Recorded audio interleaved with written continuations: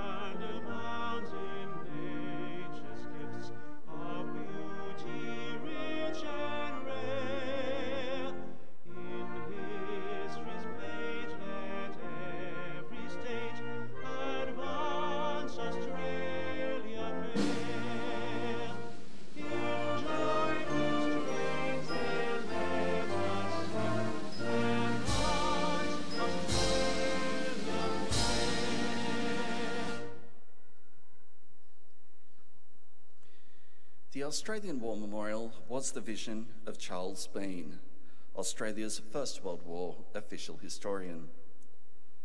Bean landed with the Australian troops on Gallipoli and stayed with them at the front through to the end of the war. The idea of this national memorial and museum came to him at Pozières, France, in the depths of the bloody fighting of 1916. Bean's idea was that this would be a place where families and friends can mourn their loved ones buried in faraway places. It would also be a place that could help all Australians understand what these men and women had endured and what they had done for us.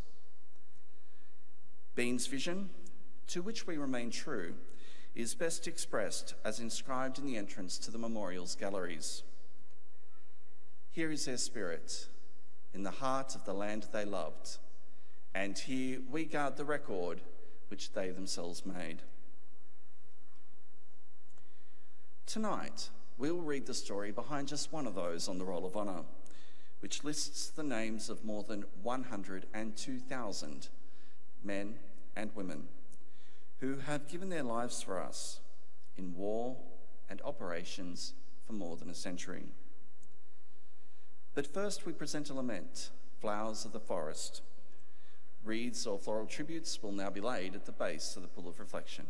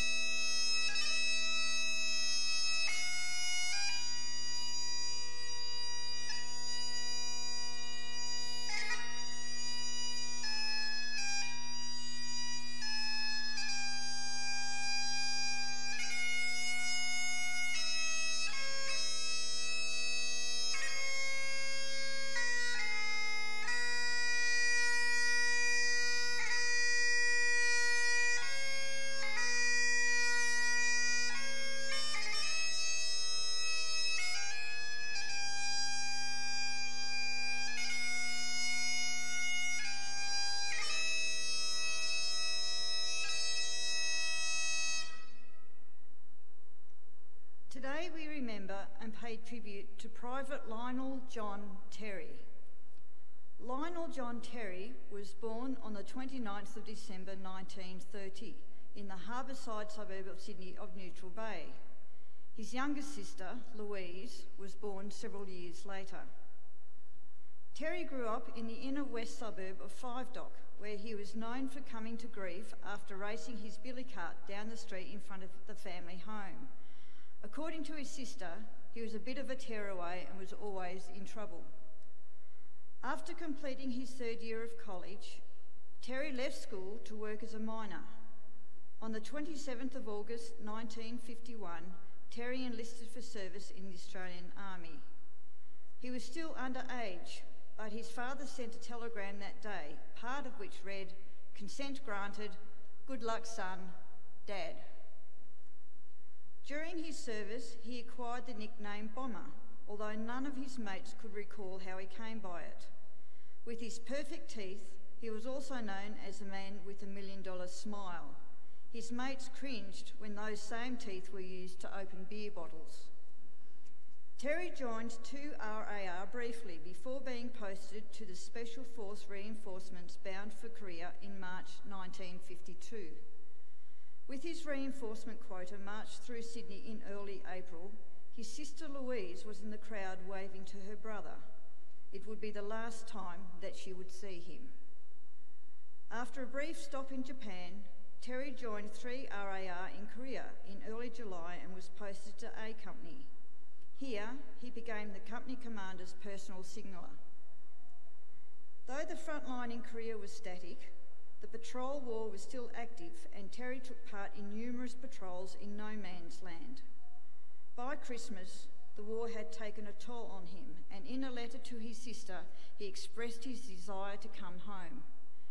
He was given leave to Japan at the end of December and returned to 3RAR on the 13th of January 1953. 12 days later, Terry was detailed to be part of a prisoner snatch patrol. After receiving his orders, Terry had a bird bath and changed his underwear and uniform. It was the first time he had been clean and in fresh clothing for weeks. When a mate inquired why he had cleaned up, Terry replied, "The bastards won't find me in dirty gear." He then asked his mate to take photographs of him in full battle gear and posted them to his parents. It was a freezing, moonlit night when the patrol started out. 2 firm-based parties stopped at pre-arranged locations while the snatch party, including Terry, went forward. As the Australians entered Chinese positions, the Chinese opened fire, wounding Terry in the abdomen. The Australians withdrew under heavy fire, but the Chinese counterattack was swift and relentless. The rearmost firm-based party was attacked heavily and all but wiped out. The 2 remaining parties began to withdraw to Australian lines. When a Chinese party in front of Terry and his mates threatened to cut off the group, Terry charged into the rear of the Chinese, throwing grenades and firing his own machine carbine. The Chinese attack was dispersed, which allowed his surviving mates to get back to their lines. But the man with $1 million smile was never seen again. The following morning, the Chinese troops opposite played the last post in what was thought to be a mark of respect for the bravery of those men on the patrol. It was a costly night for 3RAR, with 7 men killed or missing, 6 taken prisoner, and another 12 wounded. Discussions were held in order to recommend Terry for a Victoria Cross, but there was not enough evidence to proceed. He was posthumously recognised with a mention in dispatches. Terry's family felt his loss keenly. Arthur Terry expected to see his son walk through the door at any minute until the day he died. Louise never got over the death of her brother. Lionel Terry was 22 years old. Today his name is listed on the memorial to the missing in the United Nations Memorial Cemetery at Busan. He is one of 43 Australians listed as missing in action from the Korean War. His name is also listed here on the Olive Runner on my left, among the 340 soldiers, sailors and airmen who died during the Korean War. This evening, one of those photographs, taken just prior to the fateful patrol, is displayed by the Pool of Reflection. This is but one of the many stories of service and sacrifice told here at the Australian War Memorial. We now remember Private Lionel John Terry, who gave his life for us, for our freedoms, and in the hope of a better world.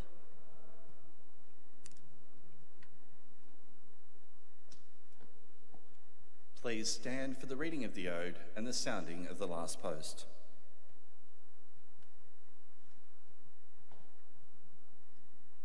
They shall grow not old as we that are left grow old. Age shall not weary them, nor the years condemn. At the going down of the sun and in the morning, we will remember them.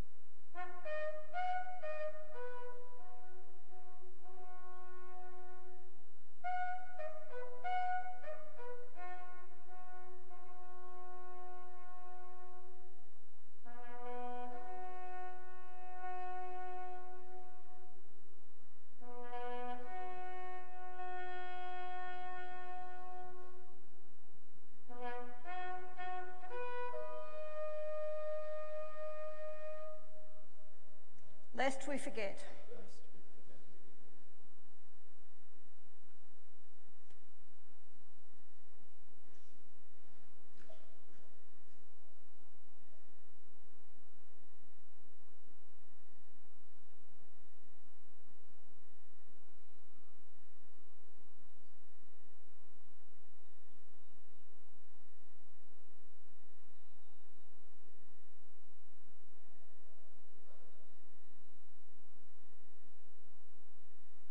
We leave you this evening with the words of the memorial's founder, Charles Bean. Many a man lying out there at Pozières or in the low scrub at Gallipoli, with his poor, tired senses barely working through the fever of his brain, has thought in his last moments, well, it's over. But in Australia, they will be proud of this. Ladies and gentlemen, girls and boys, that concludes the last post ceremony. We'd like to thank you for visiting the Australian War Memorial and wish you all a very good evening. Thank you.